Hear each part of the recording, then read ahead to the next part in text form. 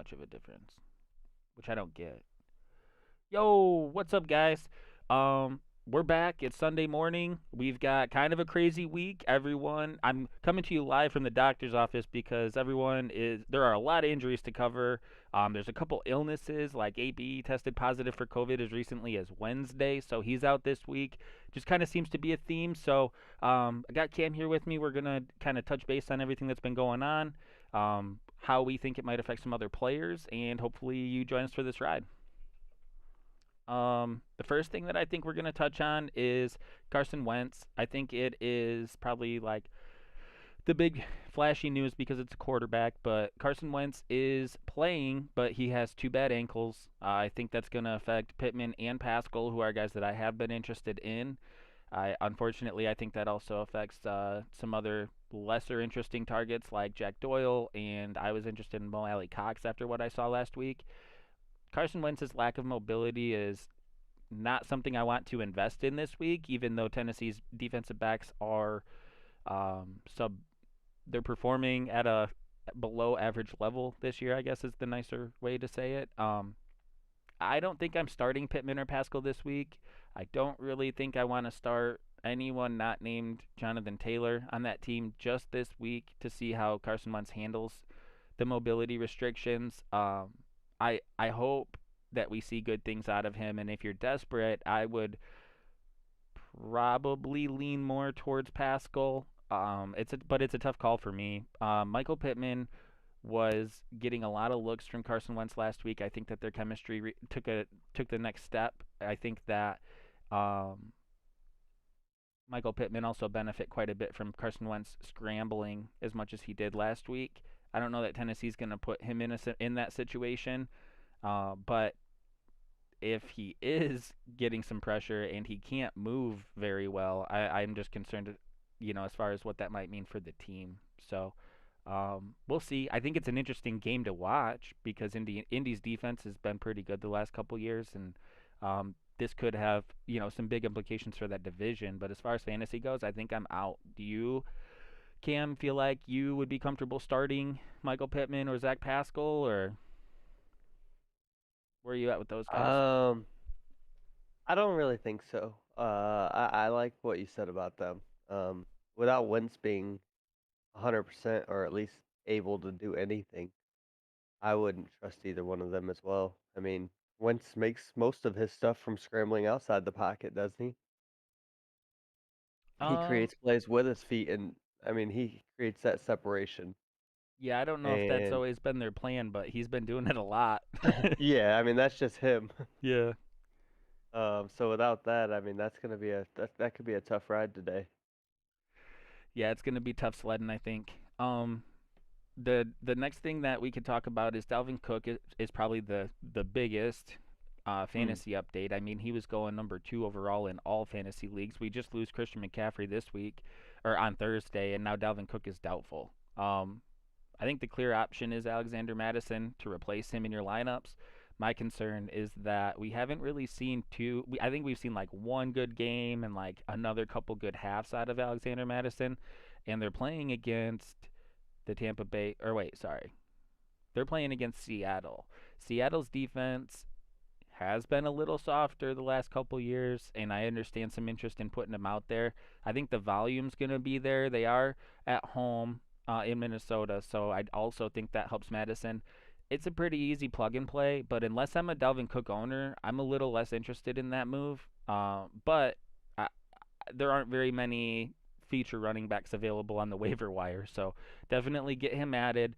I would plug him in your lineup as a flex to RB low end RB2 situation. So if you're feeling better about some guys you have, maybe it's a good idea to stash them. But definitely the biggest interest is going to come from Dalvin Cook owners, which means that if you have him, you should be trying to trade him to the Dalvin Cook owner. I think you can get some better long term value out of that situation via trade. So go scoop up Alexander Madison, start him if you need him, and then reach out to that guy that's got Dalvin Cook and be like, hey, how long do you want to go through this? Because Cook's had a couple big injuries. It doesn't look like that's what's going on now, but if you're a Dalvin Cook owner, you have to imagine that you've got some feelings out there. You need maybe a little reassurance, uh, or a little security, right? So, um, I would be most interested in just trying to trade him.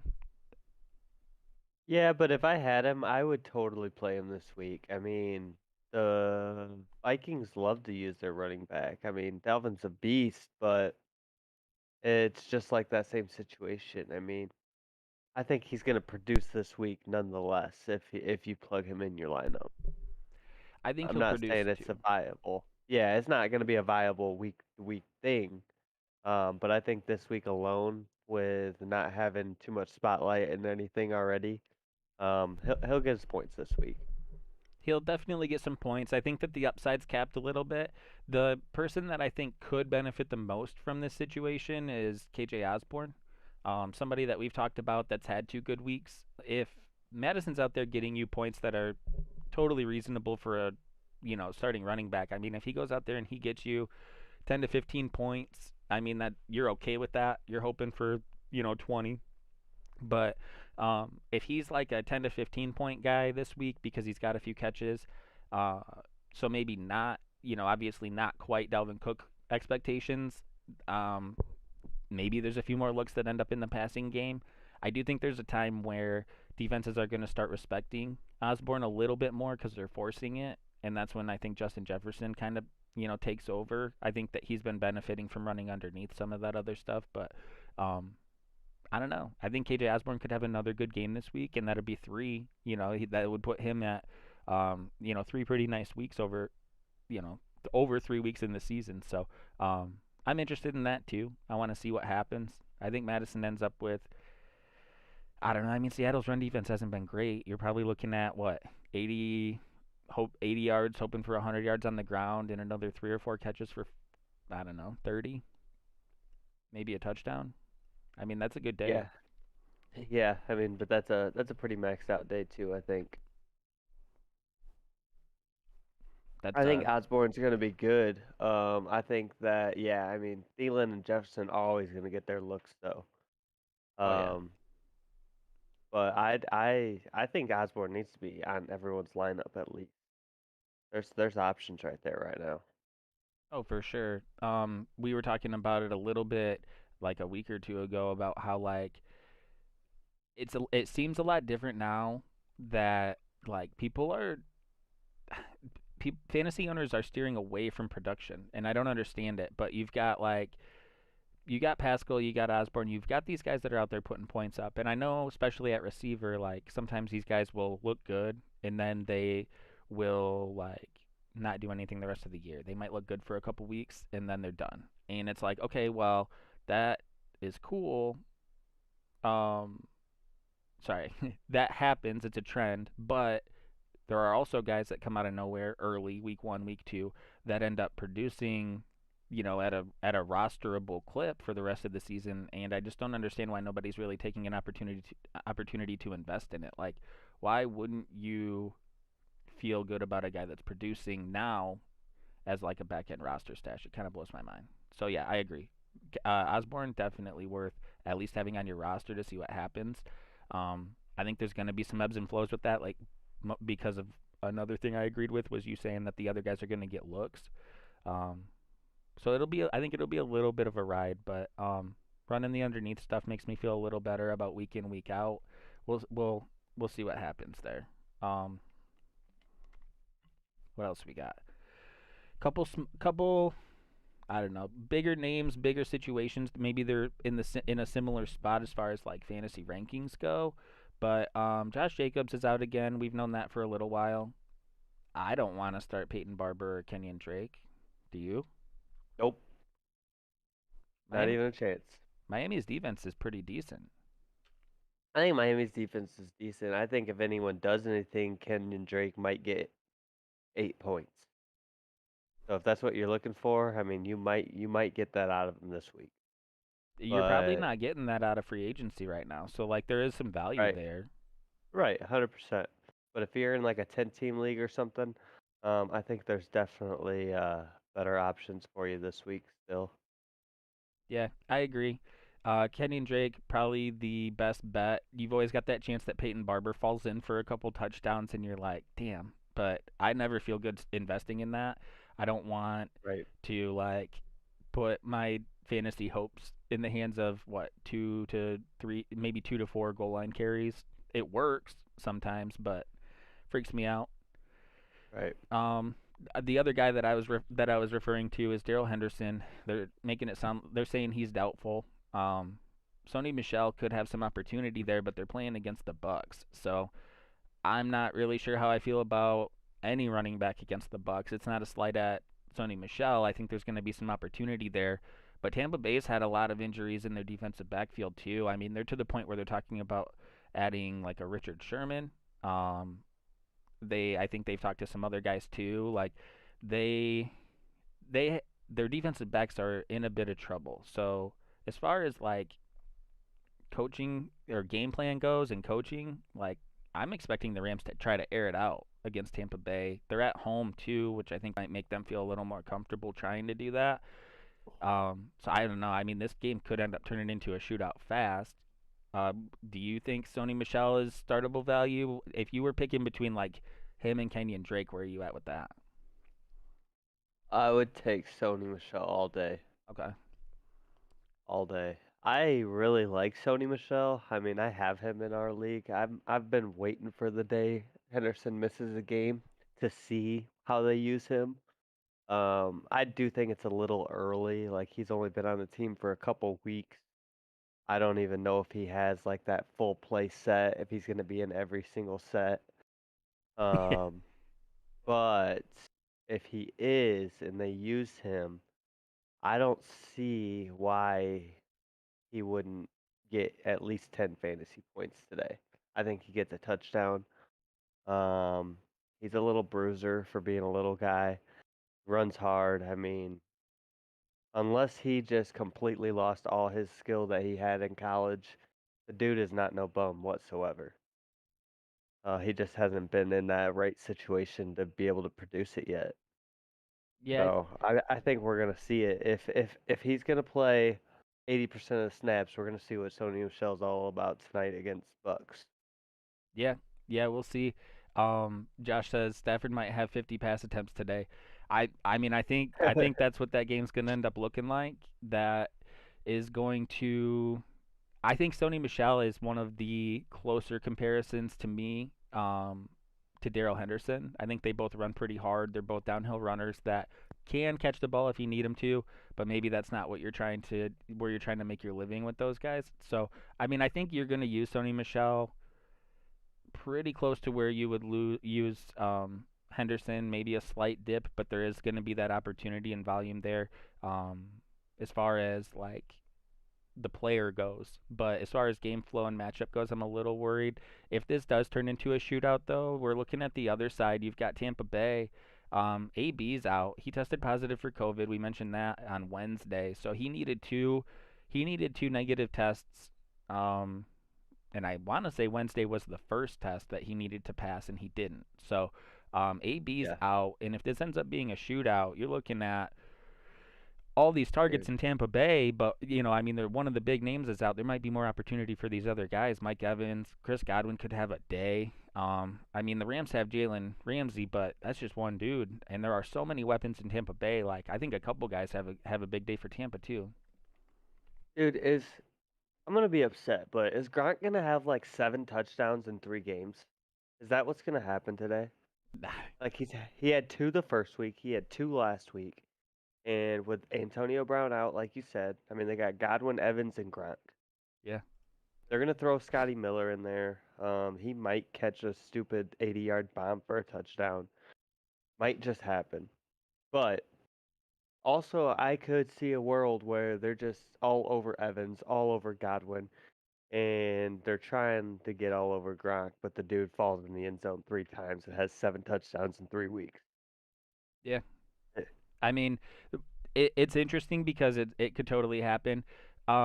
Raining blood, Dalvin Cook, per several sources, is not expected to play this week. I've got Pro Football Talk on NBC Sports, USA Today, NBC Sports Edge. They're all saying Dalvin Cook is not expected to play. So I would be looking to make a move before these games start. Try to get someone else in your lineup. Um, we were talking about how Alexander Madison's going to get some volume. We think that he could be a good plug and play. If he's still available for you, you're probably going to value him more than anybody else. But you'll have somebody that you can plug in, until Cook's healthy. So, Dalvin Cook not playing. But as far as the Gronk thing goes, like, yeah, I mean he's doing it, and I don't know why he wouldn't keep doing it. It's kind of It's kind of his frustrating. thing. Well, It's very frustrating, but that's kind of his thing. well, until Gronk got going, like that was all Mike Evans territory, and that's interesting to me. It's also interesting to me that they've got these other two tight ends that would probably be starting for most teams in the league, Jay Howard and Cameron Brate, and like here you got like post-retired Gronk out here just scoring touchdowns. It's like what's happening?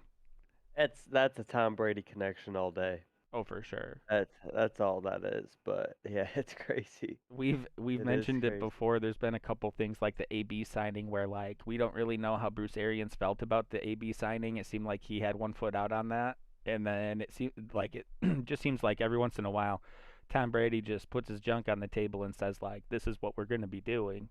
Um, I mean, Gronk is the only tight end so far this year for them, and I don't know. Like you said, it just feels like a Tom Brady thing. He's straight up pulling the LeBron for the NFL. He's like, you know what? Been talking to LeBron in the off season. He's been making moves. You know what? I'm gonna create my team. Yeah. Going to Tampa. I'm bringing in Gronk. I'm gonna win 3 Super Bowls before I retire, even in Tampa. Dude. I saw a little thing where Gronk was interviewing Brady on TikTok, and he said like he was asking fan questions, and he said like, "Do you think you can play till you're 50?" And he's like, "You're 44. That's 6 more years." And he's like, "Well," he like threw in a couple prefaces out there, but he's like, "I mean, I think I could do it." So like, it's not outside the realm of possibility. I mean, it's crazy. We were expecting it to happen, him to fall before then, but like in his mind, he's like, I'm still feeling all right. I'm still feeling like I might have 6 years left. I mean, it's crazy to look at him though. Yeah, he is 44. I mean, if you do look at him, if he's getting rushed, if he knows he's about to go down, he's smart. He basically just falls to the ground. He takes a sack, but the dude's still 44 years old and he's out there passing for over 300 yards every single game against the best in the world. You know what I mean? Like it is insane what he's doing. Really is. Hip hop studies, you said you're plugging in Abdullah this week, so are you seeing him getting more of the receiving work? Are you hoping for a couple big plays, or do you think it's going to be a timeshare? Because I think Madison's going to take over the majority of those touches, but Abdullah does get worked in here and there, so it's kind of interesting to talk about. I like it. I like it. Um, I haven't seen Abdullah honestly play for Vikings too much. But I like it. It sounds interesting, intriguing. From what I've seen so far, mostly with Cook healthy, obviously, is that they use Abdullah on special teams and they sprinkle him in a little bit in more passing situations. So I mean, he does get a little bit of look even when everyone's good to go. But um, I don't know, kind of interesting. I say bringing it back to you talking about airing it out and having Osborne and all them out there. I mean, they're gonna run that kind of style of play all day. Abdullah might be that guy. Yeah, I mean he definitely could be. The interesting part of it that I think bodes well for that happening is that they are playing Seattle, and Seattle can definitely put up some points. So it's something worth thinking about because maybe we've just assumed that Alexander Madison's the plug-in whenever Cook goes down. It's been kind of in our minds for what 2 years now. Um, so yeah, I mean, I think it's interesting. It's definitely worth paying attention to.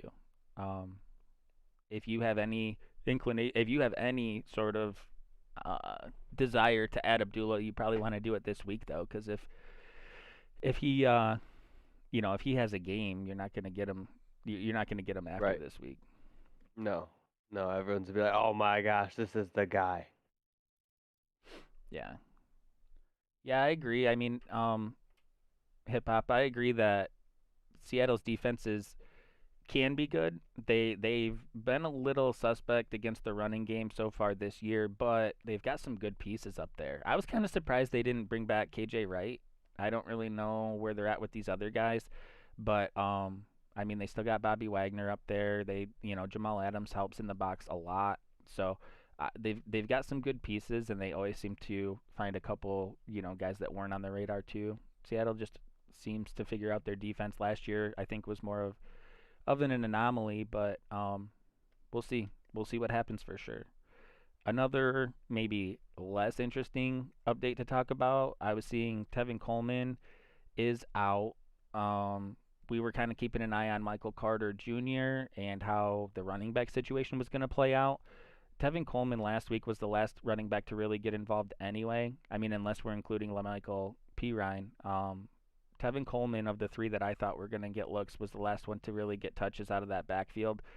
Michael Carter was involved early, and he remained involved throughout the game. Ty Johnson still seems to be either right there with him or maybe a little ahead of him as far as like when they were getting their touches. But Michael Carter had the majority of the volume out of that backfield. So Tevin Coleman being out will be interesting because if Michael Carter ends up with 15 touches this week, I think we're expecting that going forward.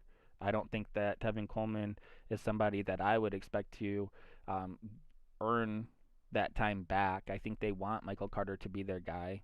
And I think you've been interested in Michael Carter this year too, right? Yeah, I mean, you want to talk about injuries. Tevin Coleman, man, when's the last time that dude's finished a season? Oh, I know. All the way back to It's Atlanta days, he was like dude, playing for a few games, looking good, and then he'd be out. right. But yeah, no, I do like Michael Carter. I like the opportunity he has over there. I don't like Tevin Coleman. I think Carter could be like that lead Jets back, that Le'Veon Bell that we all wanted to happen back in the day. Um, Zach Wilson, I had a lot higher hopes for that guy this year. He's definitely not been anything special whatsoever.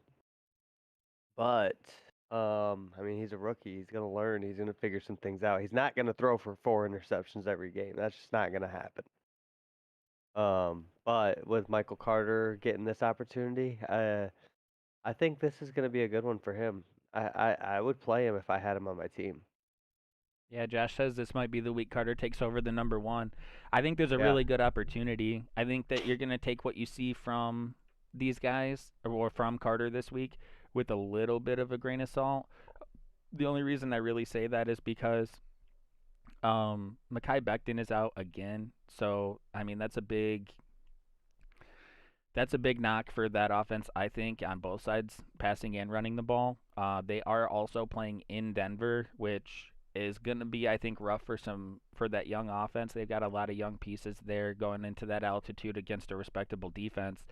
So we'll see. But I'm definitely looking for volume as my number one indicator. If Michael Carter is getting the majority of the volume, even if nobody really has a big game, definitely something I want to invest in.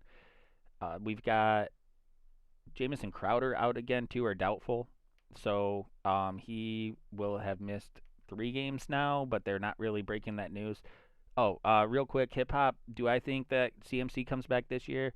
With the way that they're talking about it, I think he does. But my concern is that this news is gonna trickle. It's gonna trickle out, or it's gonna be last minute updates for a while.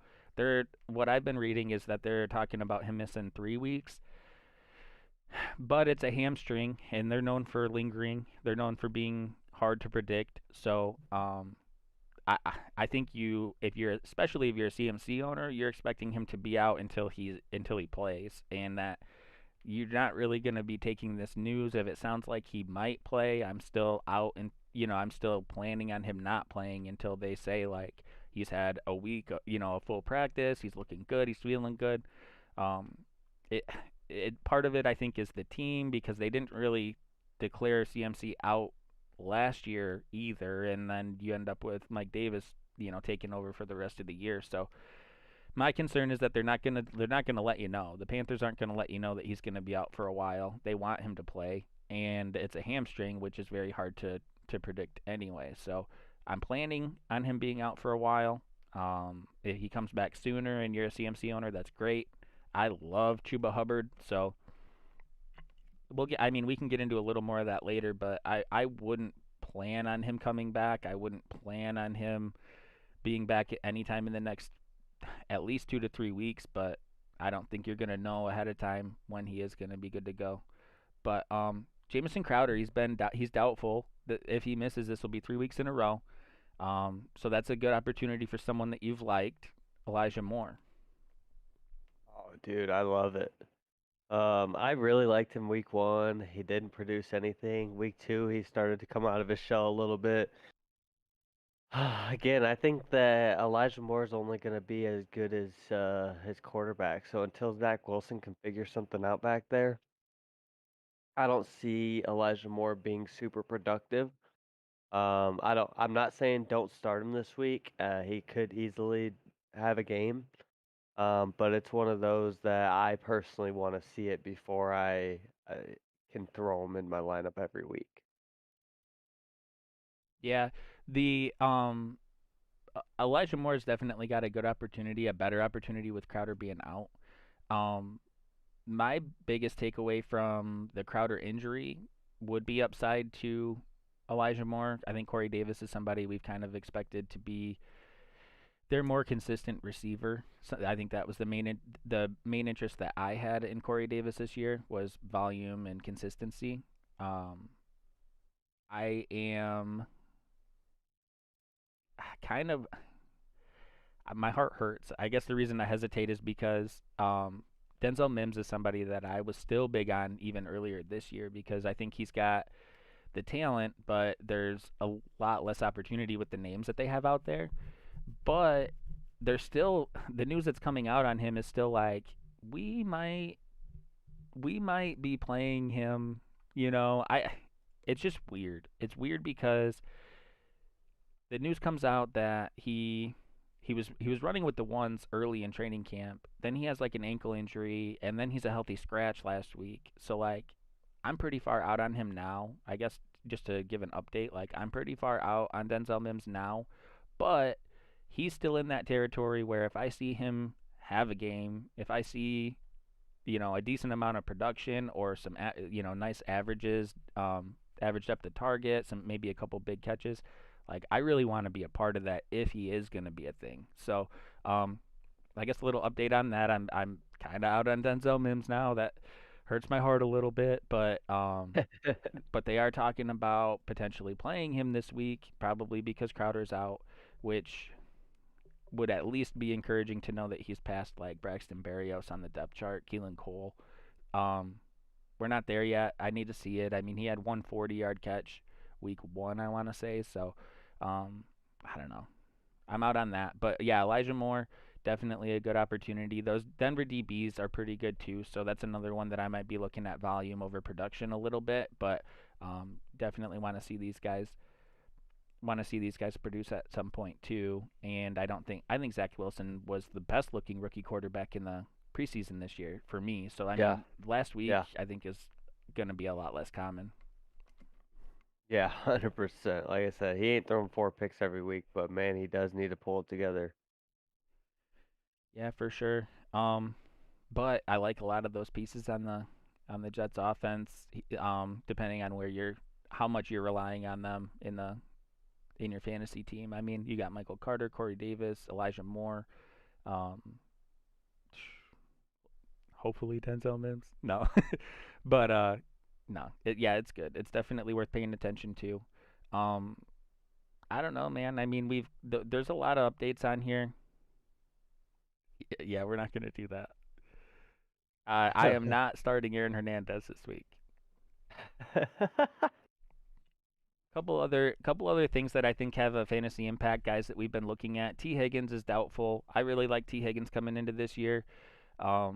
T. Higgins is the guy I was most interested in on that offense, but this is a great opportunity for Jamar Chase. And Tyler Boyd is somebody that we might not have been as interested in. He doesn't have that sex appeal, but I mean, Tyler Boyd could end up having a good game too. He's also a very good receiver. And the Bengals, are willing to air it out. So I think Boyd and Jamar Chase have a chance to have a game today. They are playing against Pittsburgh, but Pittsburgh's had some injuries on that defense too. T.J. Watt's out this week. Um, I don't know if Devin Bush is playing, but he was out last week, and so was Joe Hayden. So another year, another Steelers defense full of injuries. So I like Tyler Boyd and I like Jamar Chase this week. Where are you at with those guys? I think I like Tyler Boyd more. If Higgins is out, I mean, we're gonna really see what Jamar Chase can do as like the elite number one against some receivers. If Joe Hayden's in, that's gonna be a tough matchup for him as a rookie. Um, but if they don't have like a Hayden or someone shadowing him, and they're just playing their natural zones and whatnot, either one could go off. But if he is all over Jamar Chase, I think Boyd's gonna have himself a game. Burrow's gonna find him.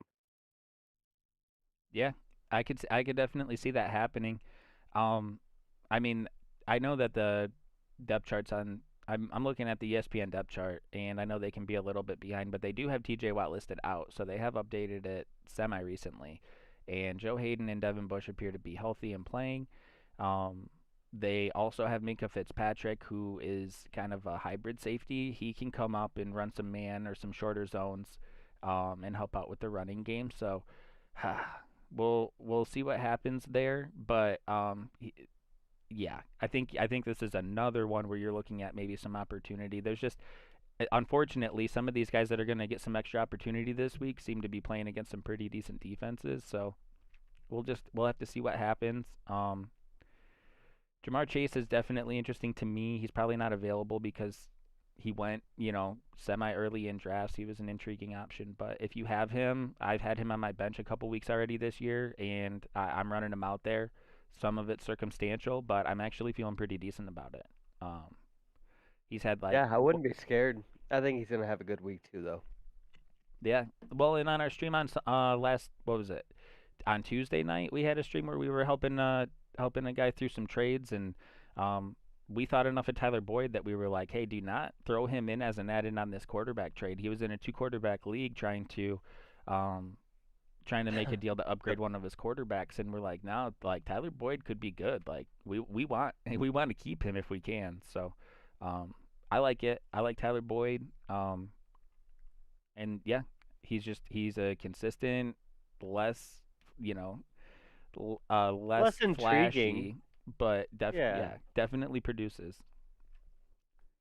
yeah, but that's all that matters in fantasy. All you need is that production. It doesn't gotta be pretty, and yeah, like you said, it's not the pretty play. You don't like it looking at your lineup, but when he goes for 22 and a touchdown, you're like, man, I'm really glad I put him in. Exactly, exactly. Um, Another injury update that I have some pretty strong feelings about. Uh, Kenny Galladay is playing this week. So is Evan Ingram, and this is the part that had me. It was one of the reasons that had me all the way out on Kenny Galladay. Evan Ingram was going to be coming back soon. Excuse me. He is back now, so that situation just got worse. I've been seeing guys adding Darius Slayton or talking in the chat about having Darius Slayton. Sterling Shepard's obviously had some games already too, so uh, to me that just tells me that there is some interest in guys not named Kenny Galladay on that offense, which is weird. Um, it's appropriate, right? But when we're at Yeah. the point where we're rostering Darius Slayton, and we probably came into the season expecting him to be the fourth option on that offense, like it's got an ugly look for Galladay owners. But Evan Yeah, it's a Ingram, sour taste. oh yeah, for sure. If you can still get something back for Kenny Galladay before these games start, if you have your settings, if your settings allow trades to go through immediately, I'm still trying to get rid of him for a decent value if you can. But For a Buccaneers defense. for a Buccaneers defense. And then you've got Evan Ingram coming back, who's interesting because he's like totally fallen off the radar. But when he's healthy, the dude produces at tight end, and tight end seems that the what would you call it, the lower third of starting tight ends is a little shaky. And I mean, we haven't really had too many guys emerge, so like I think Evan Ingram's worth rostering and seeing what happens with him on the field too. I think if you Um, were a guy that went really late on tight end, you should have him on your roster to see what happens. Yeah, I was a fan of Evan Ingram. I drafted him last year. It was turned out to be a bust last year. But Daniel Jones looks like I'm not saying he's a top 10 quarterback whatsoever, but he is twice as good as he was last year. And I mean, that wasn't exactly Evan Ingram's problem. He drops the ball more than about any tight end I know. But if he can hold the ball and Daniel Jones can get it to him, I mean, there's no reason Evan Ingram can't have his best year yet. Yeah, I think this is a week where we're expecting to see more production out of Saquon Barkley. Um, we kind of have mixed reviews on what to expect for him going forward. Uh, we're looking to see if Saquon Barkley is going to look healthier or more dynamic this week. We're also looking for additional volume, so definitely paying close attention to that.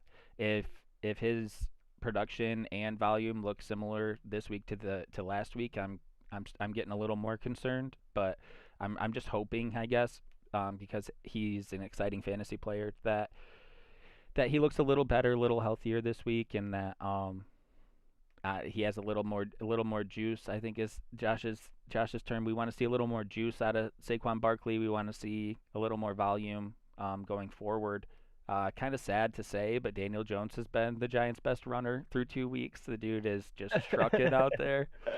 Um, Can you just put that clip of when he was full field ahead of him last year and just trips on his own feet after saying that? yeah, yeah. Like what was it? It was like an 82-yard rush that he tripped on his own feet. No one was gonna catch the guy, and this dude just falls. Oh, it was hilarious. That was a meme. That was so Oh, bad. always. Oh, yeah. I'm sorry. But right when you said he was the top rusher, that immediately went in my head. No, I hear you. I mean, he's had. Let me just put it this way: the dude has as many rushing touchdowns as he has passing touchdowns on the year. Heyo. Uh, I don't know. I mean, I mean, it says something. it I says don't know if something. it's good or bad, but it says something. It says that Daniel Jones isn't comfortable with some of his options down the field. I don't know if that's more he's looking for guys to be wide open. I don't know. I haven't caught too much of the Giants play, but anyway, yeah, you're looking at some of these targets. Obviously, you're hoping for yards over touchdowns. Daniel Jones has 2 touchdowns through 2 weeks, so we'll see. I mean, I do think Daniel Jones has looked a little bit better, but his awareness or decision making seemed to be a little bit questionable still. So we'll see. But Evan Ingram, we're looking at him for a tight end tight end stash that's going to produce this week. Um, we'll see. I guess we'll see what happens with these receivers. Sterling Shepard is a dude that comes in under the radar every year, but seems to produce. So I think he's probably the safer pick there. And then you're just looking for Slayton versus Gallaudet. Um, Josh. I'm looking at Waddle as being the safer pick just because of the Wentz ankle issues.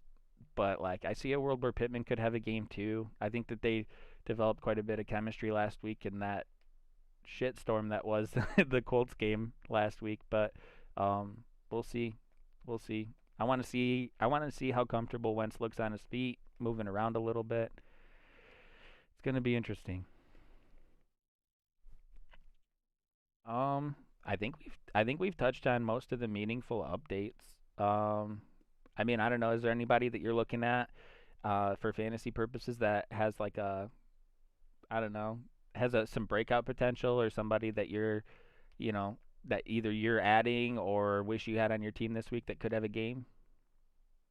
Today, this week, my breakout guy would be Sony Michelle. I know he's not like an under the radar guy, but that's the guy that I think is gonna show out this week. That not too many people think. Like you said, they're playing the Bucks. Um, it's gonna be a shootout. They got Stafford versus Tom Brady. They're just gonna chuck the ball today. But I just got this weird feeling that Sony Michelle might get that like 16 carries for like 80 yards and a touchdown and goes for like 15 fantasy points. It's just I don't know. It's hitting home with me today. I like it. I like that. I mean, I like that he's going to be the guy. So there's definitely some opportunity there. Another one that I guess I kind of overlooked here is that OBJ's playing today. So that's interesting. He was a guy that I was very happy taking at his ADP in fantasy drafts. We haven't seen him yet. Looks like he might have some confidence issues on that. Um, he might have some like confidence issues as far as where he thinks he is health wise, but he is playing this week. I'm kind of wondering if it's more about him feeling ready versus Jarvis Landry being out. Um, there's a chance that he ends up being a decoy out there. I still think that Hunt gets the biggest bump, but OBJ playing this week is really good news. I guess we'll just have to wait and see if he ends up, looking healthy or if he's out there just to kind of keep defenses honest, which I think they've done in the past. So we'll wait. We'll wait and see. Um, Rolando, I'm going. I'm going with Mike Evans. Jalen Ramsey, they've talked about moving around on the field a lot more this year, and they've said that he's really a fan of that. I mean, I see what you're saying, where Ramsey might be covering Evans a lot, but I think it'd be a disservice to the Rams defense if Ramsey was shadowing Evans all day with Chris Godwin out there too. I mean, one of the benefits of the Bucks offense in having so many weapons is that you can't just. I think it's harder for defenses to shadow like that because if Mike Evans is shadowed by Ramsey all day, I mean that might limit Evans' value, but then I'm expecting Chris Godwin to go ham. So um, I think Ramsey's going to move around some. They're probably going to try to pick and choose where they're at on the field in the situation and put Ramsey in, a situation to take away some tendencies that the Bucks have.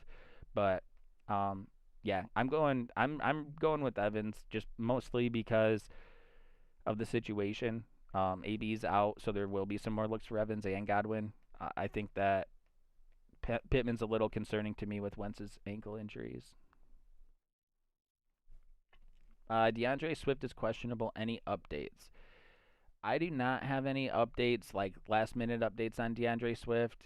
I want to say that he was questionable last week and ended up playing too. I don't think anything real like major came up. I don't think there was any real bad news on DeAndre Swift, but let's take a look. While you're looking that up, I got a decent question Oh for yeah, you. Josh says right there. Swift was questionable last week too and played. Um, yeah, Josh says he'll likely play. That's where my mind was going too. I mean, they're still using Jamal Williams a lot, but I think both of those guys have quite a bit of value. I have them in on one of my teams, and I'm running them out there. I haven't heard anything that really steered me away from that. Uh, Not, Cam, what's your question? yeah, not too many people. I mean, obviously, I'm a Falcons fan, so I look at it a little bit, but not too many people talk about that team a whole lot. Obviously, Kyle Pitts is the prodigy that is supposed to be the stud. I still like him. I still think he's gonna be top 8 tight end at worst. I think he's gonna have a good year. But Atlanta's backfield. No one's talked about it, but what is Cordell Patterson? What's he doing out there, man? I Is mean, he the better play than Mike Davis? I Is mean, that I, what's going on? I floated his name out there a week ago. Um, it's definitely worth monitoring because my interest in Mike Davis was the volume. It seemed to me like he would be a budget feature back, and now Cordell Patterson is out there, and he's getting And some looks and he's getting some targets. well, it's yeah, with me it's like I own Mike Davis. I actually picked up Cordell Patterson last year or last week. Just because of this production that's been going down. And I was right there with you. I was like, Mike Davis is gonna get himself maybe a touchdown every 2 weeks. He'll get him some goal line carries. But Falcons have shown like that's not their game plan. That's not what's going on here. Patterson is out there probably at the minimum 40% of the time. They might be splitting 50-50. He's not getting as many carries, but he's also involved in the passing game way more. And he actually looks decent. I don't like him. I'm not a big fan, But production standpoint, I mean, right now he's in a half-point PPR league. He's 10th out of all running backs. I mean, Yeah. that's got to say something. Yeah, I mean, it feels weird to say because we associate Cordell Patterson with the receiver, but he was used as a running back at his last two stops, and I mean, he didn't look great as a running back, but he looks like a running back when he's back there. Like, I'm not, Yeah. as far as running alone goes, like I'm holding out on that a little bit. But like he obviously has that receiving value too, and like you said, he is involved. I mean, it's definitely something that I'm interested in. Uh, I thought for the matchup they had last week against Tampa Bay, it was right. Yep. We expect Tampa Bay to have a really good run defense, and he ends up with 5 catches for 58 and a touchdown. That's Right. a day. I mean, that's a pretty good It's a day, great especially day. for a running back that could be available in your league. I mean, what's Cordell Patterson's own rate? I'm gonna look that up. But no, I'm interested in Cordell Patterson. He's on my radar for sure. Especially So, when they go into these situations where yeah, you're I'm sorry. If expecting you to have troubles running the ball. It seems like he's going to be involved as a receiving back. right, right. So if you had, I mean, I know what I would do just because I've been in these situations before. But if you alone had Mike Davis and Patterson on your team, which one are you playing? This week against the Giants, I'm probably going Mike Davis. I think Okay. I think some of what we saw out of Patterson was the respect for the Tampa Bay run defense. Um, so I'm leaning Mike Davis, but this would be a telling week. I mean, if you see Cordell Patterson outproducing Mike Davis against the Giants, I, I'm leaning Patterson. Okay. Okay. Yeah, it's a tough one. It's a tough one. It's one that's been on my mind for a while. But it's also one that you're not seeing a lot of people talk about. So I want to get that one out there a little bit. Oh, for sure. You Um, got Hip Hop Studios out here. Patterson is a monster. I like you, man. I like you. I'm a huge Falcons fan. I think Pitts is a monster, but I'll go with it. Cordell Patterson is currently rostered in 60% of leagues. So there is a But I bet, 40% chance that he's available in your league, and has been he's been involved. yeah. I mean, he's that pass back that every team has one of them. But he is definitely one of the top end pass backs that's going on in this league right now. Yeah. I mean, it's interesting because it's been a part of what they've wanted to do, and we didn't really see it as much like last year with Gurley. So, I mean, with like Matt Ryan being back there, I mean, I think that quarterback tendencies come into play too, and he's definitely shown that he will target running backs in the receiving game. So it's interesting to me. Uh, we have a question here. Should I start Sermon or Sony Michelle over Jamar Chase or Robert Woods, given the injuries to Elijah Mitchell and Oof, Henderson? I'm yikes. I'm saying no on that, but if I were I'm picking, saying you're starting Woods. yeah, I know people are sketched out about Woods, but I'm not. He started slow. I mean, he has shown that he will start slow sometimes, and they have a new quarterback. Cooper Kupp is demanding a lot of respect from defenses too, and as soon as that happens, as soon as Kupp gets that attention, because he's the number one receiver, fantasy receiver right now. As soon as defenses start shifting that coverage, Robert Woods is gonna be just fine. Um, I think for me, Robert Woods probably has another 2 weeks before I'm getting really concerned. Jamar Chase, I think, has a good opportunity with Higgins being out. We talked about that a little bit. Um, Sermon for me is still a little bit of a wait and see. We definitely get excited about the Niners backfield, and that's something we want to be a part of. But I don't know. I don't want to start. I don't want to start Sermon over either one of those guys right now. Sony Michelle is a guy that we're gonna plug in. We're gonna plug in similar to how we would have used Henderson with a slight dip in expectation and production, but we're also looking at the matchup, and I'm not feeling great about the matchup for the running back in that game. So I mean, if I'm picking those between those players specifically, I'm gonna stick with Chase and Woods this week. I don't know if you're in PPR. I think you're giving another nod to Chase, but if you're in like standard scoring, I might be more inclined to run Michelle out there for some consistency and a chance for a touchdown or two. But yeah, I'm rolling with Chase and Woods. What are you thinking? I would too. But the way that I'm seeing this is you're only starting one of these guys. So I would start Woods all day. I mean, if this was my question between those four guys, first off, congratulations, because you have a pretty stacked team if you're just trying to play one of those guys and you're about to bench three of them. But, I mean, Rams are playing the Bucks this week. I mean, like you said, it's going to be a shootout. I don't see how Woods doesn't have a great game. Yeah. Stafford's going to throw the ball 50 times. I mean, Woods has got to get at least 8 looks. 8 looks turns into production. He's going to have him a game, I think. You just got another one, start 3. Well, we got Sermon or Javonte Williams in full PPR. Oh, yeah, you do. Oof. Sermon or Javonte Williams in full PPR. That one's a tough one. I haven't watched too much of the Lions, so I actually don't know. Or I'm sorry, not the Lions. Broncos. So I personally haven't watched too much of Williams. I like Sermon, but that's just a hype thing. I like the atmosphere. I like his team. I like the position he could be in this week. I mean, Melvin Gordon's not hurt or nothing, so that right there is a timeshare. It is. I like Sermon. Sounds like you're looking for a clear path to volume there.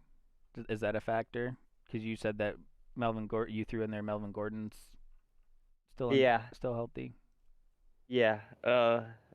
Yeah, and Melvin Gordon, I mean, when he is playing, I mean, there's no ruling him out. It's a tough one to start whichever running back is running with him over him. I mean, think of days with him and Lindsey.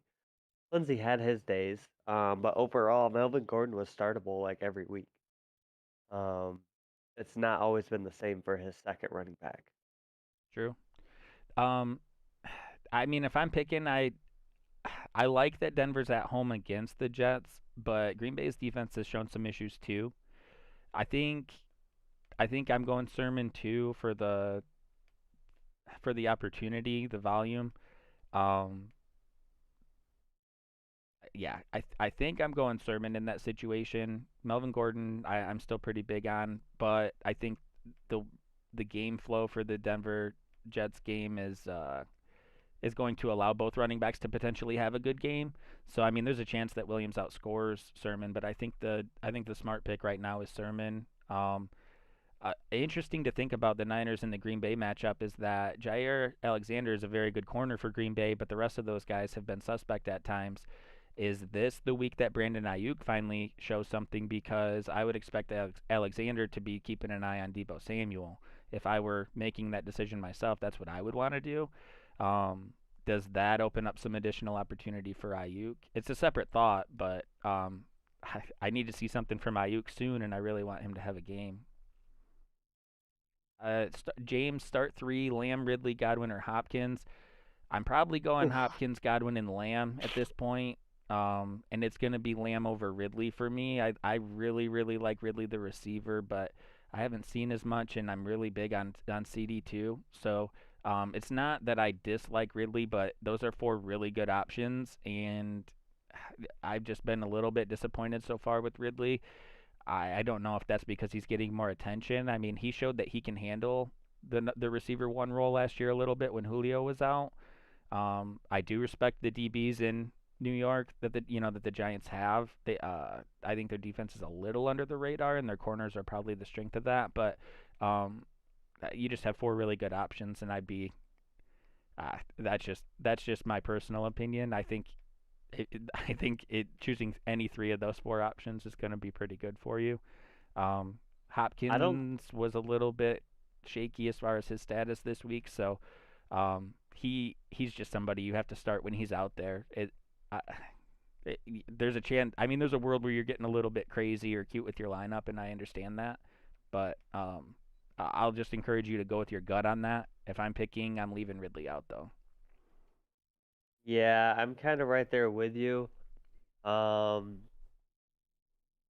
ah, I don't see a world that Hopkins is active and you sit him. I don't see how you can sit Hopkins. Lamb is kind of the same way. I own Amari Cooper in my league. Um, I love the guy, but overall, if I had to play him or Lamb week in and week out, it would be Lamb. He's not the number one over there. He plays like the number one, but he's not. So he's not going to get that attention.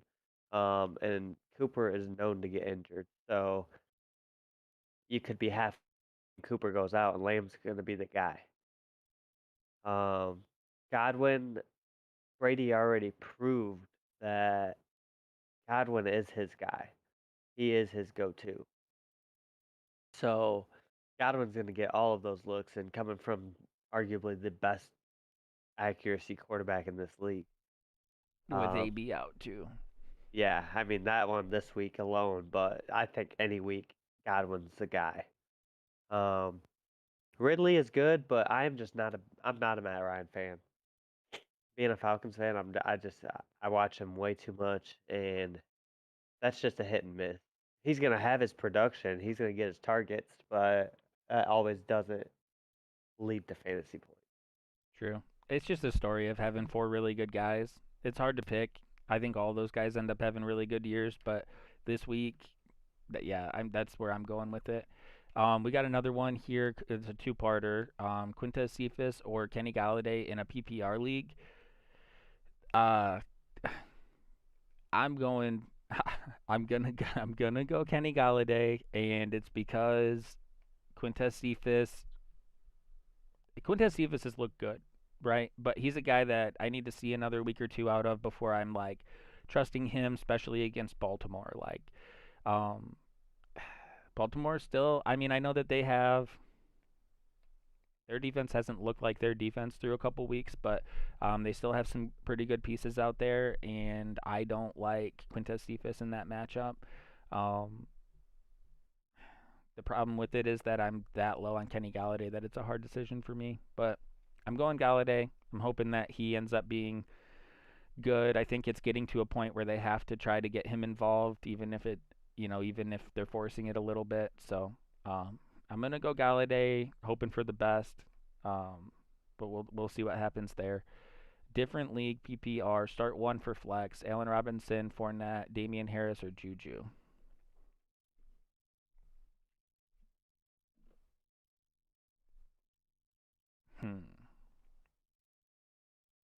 That's a tough one. Allen Robinson, Fournette, Harris. I like Allen Robinson, but I'm also a big receiver guy. I'm thinking. I mean, especially because it's PPR too. Like I don't like the matchup for Fournette. I also still like Ronald Jones a little bit. Damian Harris is a volume kind of guy, but that Saints front seven is also very good, and he had the fumbles too. So like, I think he's still their guy right now, but that could change fast. I mean, I'd be looking at Robinson or Juju.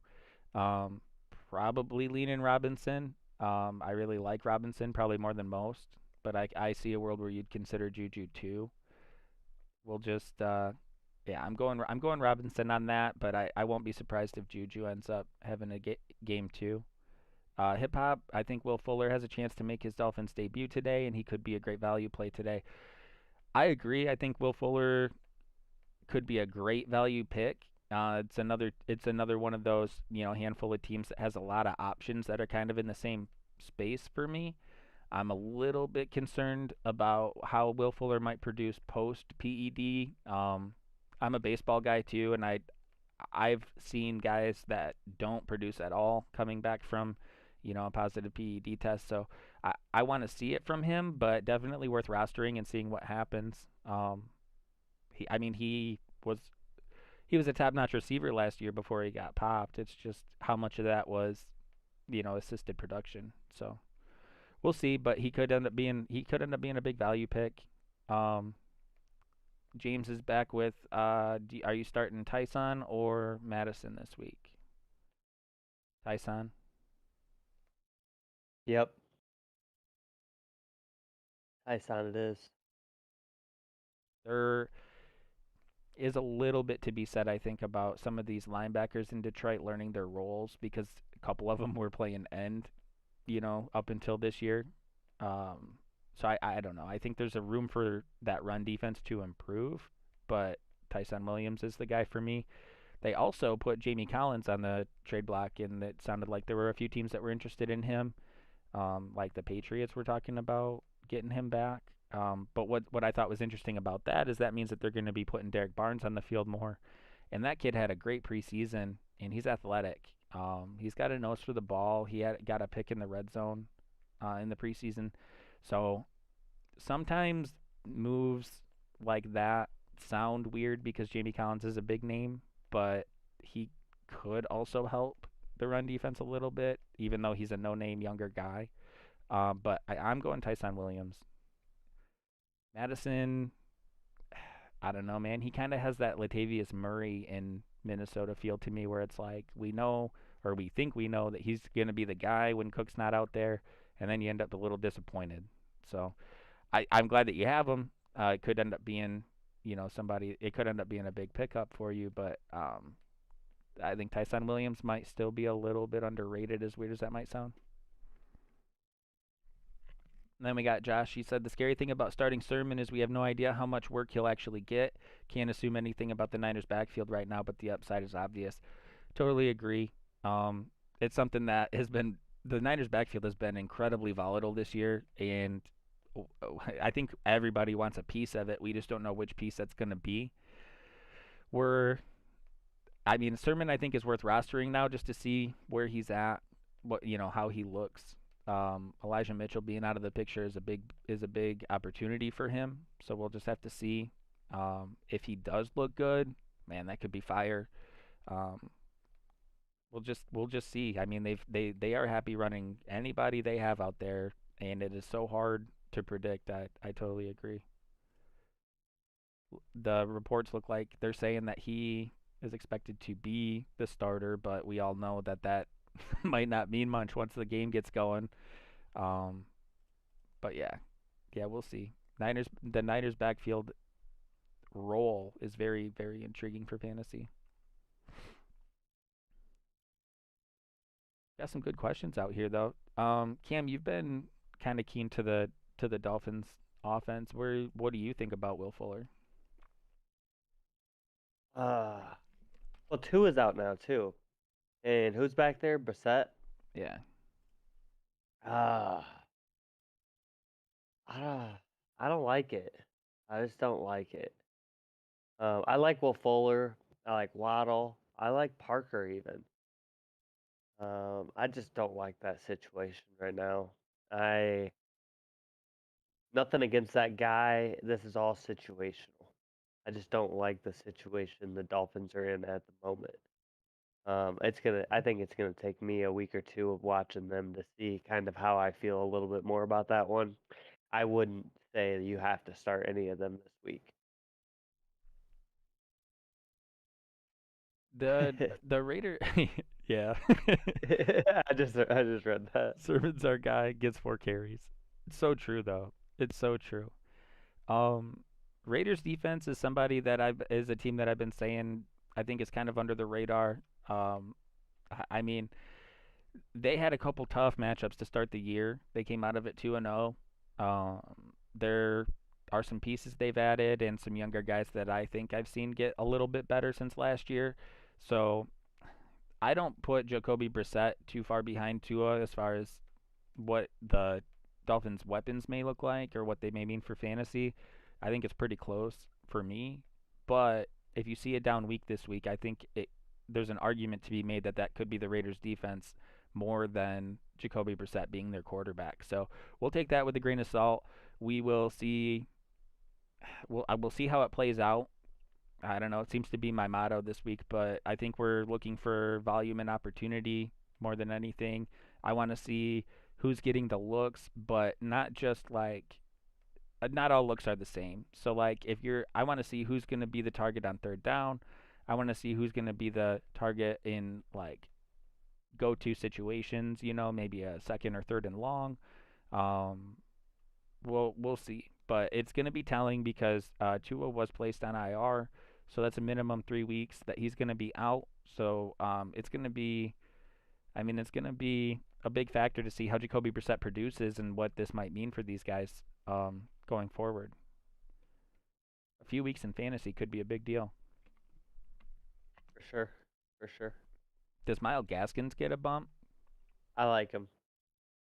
I've liked the guy though, but he just again is one of those that hasn't been producing, kind of like on that line. But also, there's a lot of weird running back situations right now. So I wouldn't feel too down on it. I would still play him if I had him. Depending on the situation you got. Don't get me wrong. You have a RB1 and a solid RB2. Sure, you don't have to play him. But if you're looking and you're filtering out running backs, like, man, who do I play? And he's one of them. If that question's there, I would probably put him in your lineup. Yeah.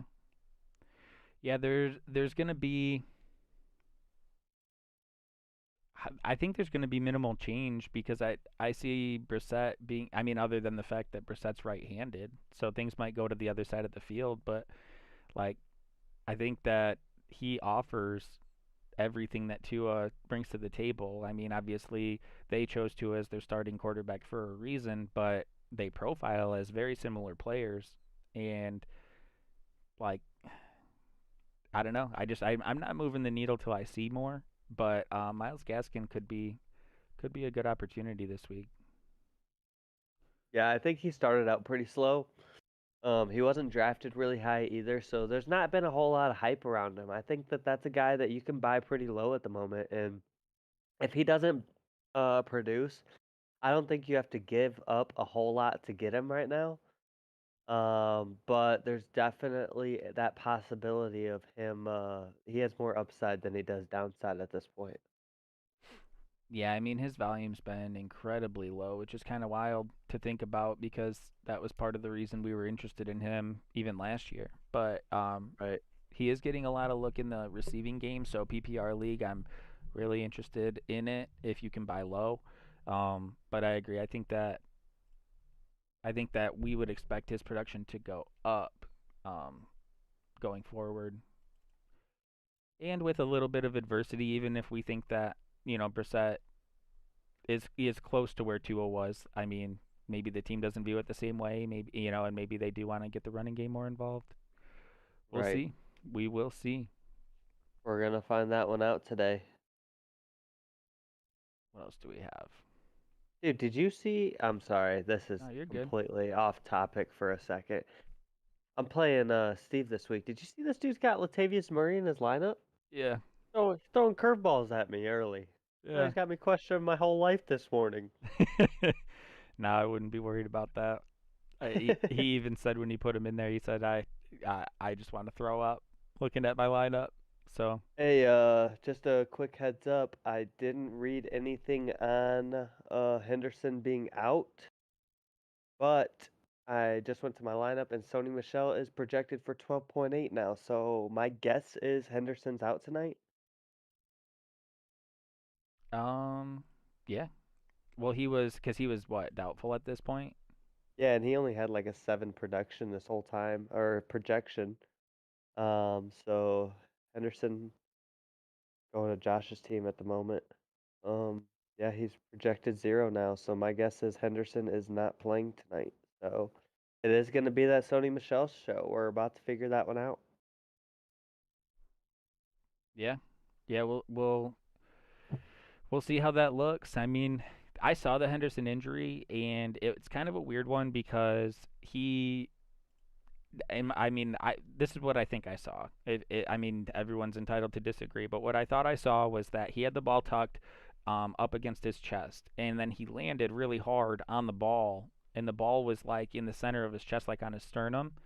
And so when I saw that, I was like, my first thought was rib. It was like, man, I think he jacked his, well, I said sternum up, but that's where all your ribs meet, and they called it a rib cartilage injury. So I think what happened is that he landed on that ball, and all that force was just focused on the ball, and so all of his weight coming down and meeting the field just got focused into that one spot on the center of his chest. And as a running back, man, it just hurts thinking about it. It's like if you have some cartilage issues in the middle of your chest, I, I mean, I know they were. Josh gave us some insight that there's some injections that they can take that help with that. It sounds like maybe they're not as confident that that's going to get him through a game, or they want him to, be healthy going forward. So, Sony Michelle's got some opportunity. It sounds like that's definitely a good look if you have Sony Michelle. Bad news for Darrel Henderson, but at the same time, with Darrel Henderson's durability going up against Tampa Bay's run defense, you might be dodging a bullet here anyway. Like let's just slide by this one. We'll come in next week healthy. We'll see what we got going on. Jackson asks, do I start Marquis Brown and Cortland Sutton over Terry McLaurin and Robert Woods? Well, Ooh, for ooh, matchups, that's a tough one, bro. for matchup sake, I would be deciding between Marquise Brown and Robert Woods. Robert Woods has the track record, and he has a matchup this week. But Marquise Brown does too. So, I mean, I think you're asking because you're interested in starting either Brown or Woods. So you said, do I start Marquise Brown and Cortland Sutton over Terry McLaurin and Woods? So you have McLaurin and Woods in your lineup. McLaurin's got a tough matchup, but when I watched the game last week with Heineke out there, like McLaurin had a good game. So Dude, I like McLaurin. and I we really like McLaurin this week too. and then we've been talking about not really hitting the panic button on Woods. Tampa Bay is thin enough at DB that I mean they even feel that way. They're talking about they're talking to Richard Sherman. They're talking about adding some corners. Murphy Bunning got hurt. Carlton Davis had an issue last week. So, I mean, I think the safe way to go is to stick with McLaurin and Woods. Sutton had a big game last week too. I mean, I just think you've got some good options there. As far as track record and reliability goes, Marquise Brown is probably the last guy out there, but Detroit has so many issues in their defensive backfield too that I mean, if you're leaning towards any of those guys, I say go with your gut because at the end of the day, you're gonna feel better about making the right or wrong decision if it's your choice. But But if this was your choice, who are you picking? I mean, if it's my roster and I'm looking at it right now, I'm going McLaurin and Sutton. I was about to say the exact same thing.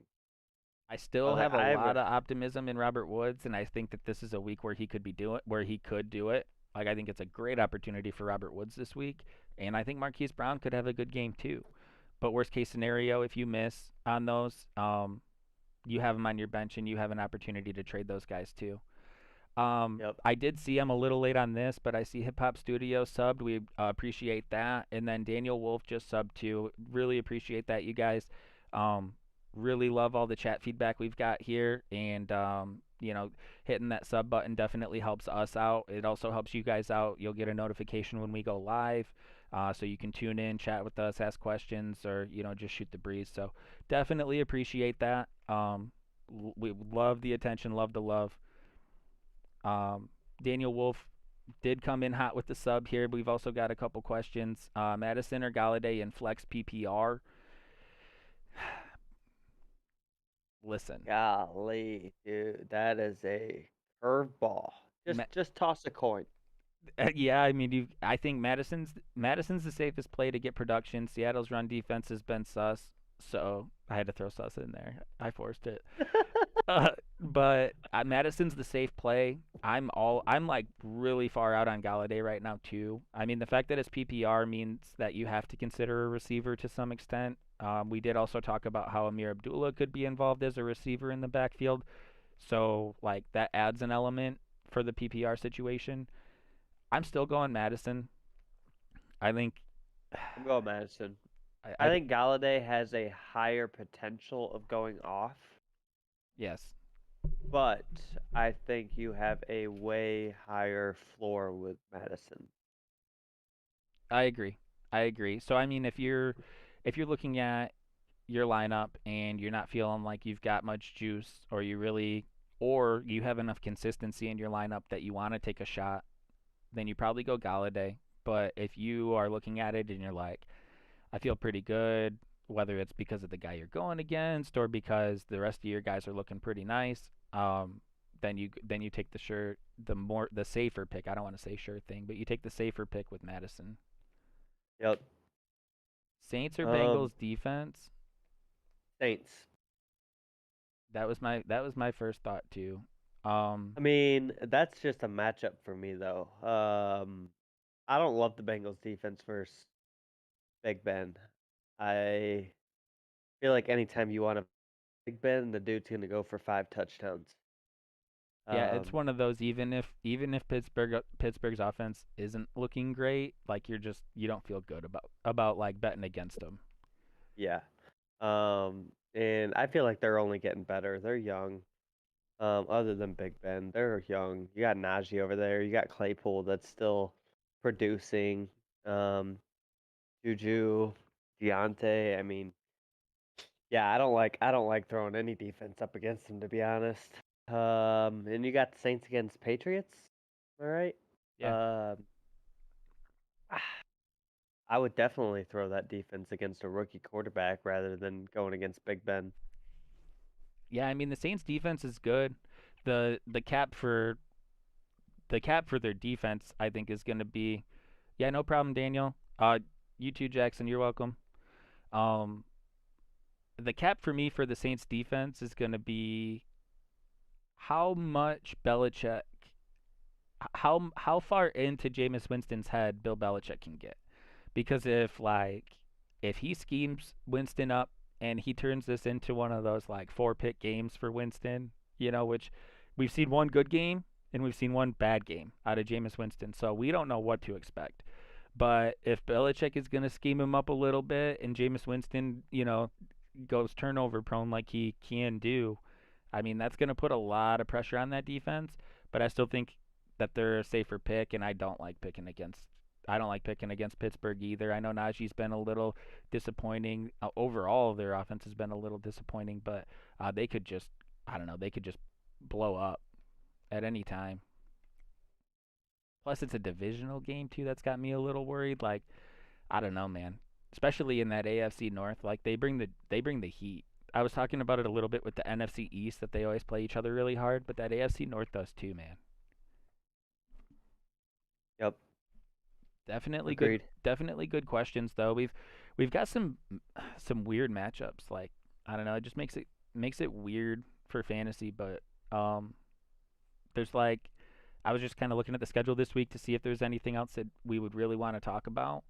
We've got Washington at Buffalo is one that I just don't know what to think. Like you've got Heineke out there at quarterback, and he looks like he's going to keep um, those weapons fantasy relevant. Antonio Gibson has been a little bit of a disappointment, but he's still good. It's just like, are you gonna change the way you feel about Antonio Gibson if he has a bad week against Buffalo? And on the surface, in a 1 week bubble, you're saying no, but when it turns into 3 weeks, I mean, does that have an impact on how you feel about Antonio Gibson? Like J.D. McKissic's been okay. To an extent, but I think Antonio Gibson's the bust so far for sure. McKissick was a steal for the draft order and all that good stuff. But I don't feel great about either one of them to be honest. I'm not gonna use this game as an excuse to be out on Antonio Gibson, but I'm really hoping he produces this week. Another player that I'm watching in that game is going to be Emmanuel Sanders. He's had a really nice amount of volume in that passing game, but he hasn't done as much with it as you'd like to see. He's had what, like 8 and 7 targets over the first 2 weeks, but it's translated into like 48, 57 yards. That's off memory. Don't hold me to those exact numbers, but um, I do want to see. I'm hoping that Emmanuel Sanders' volume stays where it is, but I want to see him do more with it. So that's another thing I'm keeping an eye on there. We have another question. Pick two, standard scoring: Trey Sermon, Javonte Williams, Chase Claypool, and Sony Michelle. I'm going Michelle and Claypool. Just this week. Mainly because I put Michelle in my lineup. I actually put him in over Mike Davis this week because I don't know how to feel about that Falcons backfield. And it's one of those that I've had to play every week so far, and it's not been great. I think Mike Davis has gotten like 9 points on average both weeks. Nothing crazy, nothing terrible. But again, I think that Michelle has a decent week this week. I could be wrong, but that's my two. Claypool and Michelle. Yeah, I think I agree with that. Um, we've talked about Niners backfield quite a bit so far this year, where basically the one thing that we've had to say every time that that situation comes up is that we just don't feel we know what's going on. Um, I think the safer picks are going to be Claypool and Michelle. The Javonte Williams thing is worth monitoring. I like that you have all those guys on your team. But with Melvin Gordon still being around, and I still think a lot of Melvin Gordon, I don't know that Javonte Williams is going to be like a dude unless something happens with Melvin Gordon. Um, I think I'm going Claypool and Michelle too. I think there's a world where I wouldn't be surprised if Sermon ends up having a big game. It's just so much unknown that I want to see a little more sample, a little more, a couple weeks of him being the dude. But ultimately, like I always say, go with your gut. I think that the Broncos have a decent matchup, especially at home. I think that the Niners have a pretty decent matchup against Green Bay. Their defense has been a little weird. So Claypool and Michelle are my safe picks for that, for sure. I like that you have those guys on your team, though. Those are all pretty good options. And if you end up getting into a situation where you have these guys on your bench that you're not feeling good about starting ever, I mean, I always think trade after that. It's like, well, if I'm not doing much with these guys, what can I get for them? So something we're thinking about, but also two guys that are definitely worth holding on to see how it develops. In Sermon and Williams, I like those guys. Hip Hip hop. Hop Studios. Yep. I just seen that too. Dude, I like Cole Beasley, man. Don't feel bad on it. You got to play him, play him. I mean, you got Josh Allen throwing to him. That's upside right there. Um, Diggs can't do it all. He's got to get a little bit of help. Cole Beasley showed that he's gonna at least produce. He might not be that pretty option, but he'll be out there. He'll be just fine. Oh yeah, for sure. And they seem to have minimal interest in throwing to their tight ends and zero interest throwing to their running backs. So like Right. Cole Beasley as a third receiver, I mean that's one of the few teams that I look at and I'm like, yeah, I'm all right with that. I mean Baltimore, Pittsburgh, um, Tampa Bay. I mean those are a few teams that you look at and you're like, okay, three receivers, that's fine. Yep. So Yep. yeah, I like Cole Beasley too. I mean I think everyone at this point kind of agrees that he has a bit of an upside cap, but he's going to have a very high floor, probably one of the higher floors out there for fantasy options, and there's a lot of volume in that, or sorry, a lot of value in that, and it definitely is an opportunity to keep you competitive, either when you need him or depending on your draft strategy. Maybe you're leaning on him. When we talk about like zero tight end, zero running back, zero receiver draft strategies, like a Cole Beasley could be so valuable for having as like your third receiver that you just set and forget and know you're going to get, 8 to 10 points, Yep. most weeks. Agreed. Um, Anything else you're touching on? I don't know. I mean, this is gonna be. It seems to me like it's a bigger week for actual football than fantasy. We've got a lot of matchups that just seem a little bit lopsided. Um, there's some things that I'm still keeping an eye on. I mean, we talked about we want to see. I want to see how Wentz looks on the field, especially against Tennessee. Really disappointing to me because Tennessee's defensive backfield I thought was exploitable, and now you got Wentz out there with two bad ankles that I think is going to cap that. But on the other side of that matchup, I mean, we're looking at Julio Jones against Indy's defense. Like, I think people are a little more down on Indy's defense this year, even though they were really good last year and pretty much have the same crew out there. But Julio had a good game last week, and this might be another opportunity for him. If I Oh, were going to attack Indy's defense, I think you're better off trying to get your receivers involved. Do you think Julio has a game? dude, I was just about to ask you that. I mean, you're talking about Indy's defense and you're talking about Julio, but never once has mentioned AJ Brown. Is Julio that guy over there right now? I mean, I think they're both gonna have their opportunities. I think that they're both gonna end up being very good fantasy, receivers. But um, I guess I'm just we were 2 weeks in.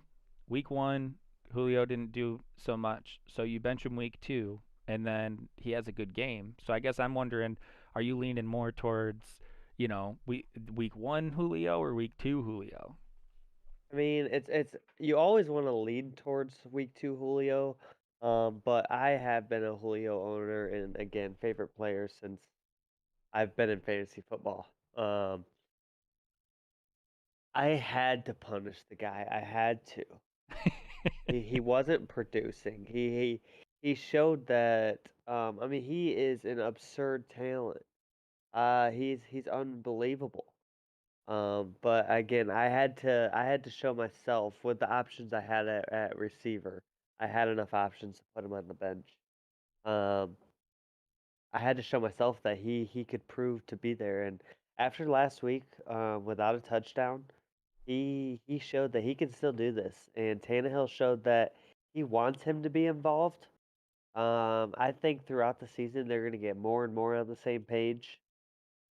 Derrick Henry went for what, dang near 50 fantasy points, and Julio still had like 15, 16 without a touchdown. Like that's pretty solid as a receiver. Yeah. Yeah, so I mean, I think Julio and AJ Brown are gonna be good. I think this is gonna be a good week to let us know if how much consistency we'll get out of Julio. Um, I don't know. I mean, I want to see Julio have another big game, and if he does, then I'm like, all right, we're good. Like we're good. But we'll see how that plays out. Another, I guess, one of the few games that we haven't touched on at least a little bit. Arizona's in Jacksonville this week. Big implications for their receiving core. Jacksonville had one of the worst pass defenses in the league last year. Um, I think they might have got a little bit better on that, but I really like. I'm just trying to see what's going to happen with AJ Green, Christian Kirk, and Rondale Moore. I'm still trying to figure out if I'm just more hopeful or if I truly believe that Rondale Moore is going to be the more consistent guy. I kind of thought he was going to be more of an up and down, home run hitter kind of thing, but it's starting to feel a little more like he's going to be, a regular, maybe a higher floor than we've been expecting. When we were in he's the a more preseason, viable option for sure. yeah, I mean when I was watching the preseason, I saw he was getting some looks at the line of scrimmage or behind the line of scrimmage, and that made me feel better about his consistency. But you also need to see it in the or in the regular season. So he had a big game last week. I think this is another great opportunity to see what Arizona wants to do. I think when a team plays against when they have a good matchup and they play against a team that might have a weakness, that weakness is going to tell you what the team would prefer to do when they have the option. And I think we're gonna have a great opportunity to see what Arizona wants to do with anyone not named DeAndre Hopkins. You, I, what do you, I think AJ Green gets a few touchdowns this year, right? But so is it Yeah, really he's Christian going Kirk to. versus Rondell Moore? Yeah, yeah, and I don't think Kirk's ever gonna go away. But I think Rondell Moore will have more receptions. He'll overall be more productive. But I do think there are going to be weeks that Kirk outscores him because he's going to hit that home run ball. Kyler likes to throw it and Kirk likes to run them. So there's going to be those times that they're just going to link up for a 60-yard bomb for no reason. And you're going to feel bad about it as a more owner, but don't let that fool you. Moore is going to be the more viable option week in and week out, I think, starting this week. Starting last week, technically. It's definitely something I like to hear. And then on the other side, we've got Jacksonville's receivers. Chenault missed some time. He had an injury, but they're saying that it He is was a full playing. go in practice and he's expected to play. Um, Interesting because I think all three of those receivers are interesting in their own right. Marvin Jones seems to be the guy so far, but Shark and Chenault could end up having good seasons too. So we're gonna get another look at what the Jacksonville Jaguars receiving core looks like when they're all healthy. Definitely trying to pick out some tendencies there, some things that might make us feel better or worse about some of those guys going forward. But so far it's been Marvin Jones, right? Yeah, and I don't say this is the week you're gonna find it out either. Arizona's defense is no joke, so I wouldn't count on if a few of them have a couple bad games this week to just rule them out. Um, just let this week slide if that's the case, because they're gonna have better matchups upcoming. Yeah. Tyler's asking if he should start Danny Dimes over Aaron Rodgers this week. He said he's really tempted to do so. I understand the matchup, but I think that Rodgers has a pretty good matchup too, and it's prime time, which I kind of was joking about last week. Not, I mean, like half joking, half serious, but Rodgers in prime time is a little bit of a different thing too. San Francisco's DBs are in pretty bad shape. Verrett is out. Um, they're leaning on some corners out there that they didn't really want to put as much pressure on as they are this early in the season. So we'll see. I think I'm still going with Aaron Rodgers. They had a slow Yeah, start last week against the Lions on Monday night, but I mean he showed, he definitely had a handful of throws out there that showed me that I think he's all right. yeah, I would go Aaron Rodgers all day. There is a league that I'm not really too worried about. I joined a random league that I ended up drafting Joe Burrow as my quarterback. I'm not gonna lie, I did drop him last week, and I threw Daniel Jones as my quarterback. So I'm not saying that it's not gonna happen or not a bad call, but I wouldn't choose him over Aaron Rodgers. Same. And I mean really like Daniel Jones goes out there and outscores Aaron Rodgers this week, you're gonna be like, oh damn. But how are you gonna feel if you start Daniel Jones and Aaron Rodgers, has the game? Like Right. that's gonna be a tougher pill to swallow too. And I don't want to run my fantasy team like that, but Daniel Jones is a guy that it just feels weird. A lot of Daniel He's Jones' not. He's production has come from the rushing stats. He's had a rushing yeah. touchdown in each of the last two games. He's not proven yet. He's not proven not to overtake someone like that. No, I mean he's had a good list of weapons out there, and he's still only thrown two touchdowns in each of the last, or two touchdowns total, one in each of the last 2 weeks. So, I mean, as far as passing goes, I get when you're looking at the fantasy production, you're like, man, Daniel Jones is scoring some points, and I get that part, and I get the matchup, but like, if you were just looking at his passing stats, you're looking at it, and it's like that's really not good. So, really, the question is, do you want to invest in Daniel Jones' running ability? And it, I get it, but I don't want to do that myself. No, just no. Just, just no. You don't want to. I'll answer that for you guys. You just don't want to. All right. Well, we've got it. We're coming up on 1 o'clock here. We got the games coming. We touched on most of these games, a lot of the updates, a lot of injuries this week. I guess just real quick, Christian McCaffrey came out. I touched on it a little bit earlier, but basically, Christian McCaffrey is expected to miss some time.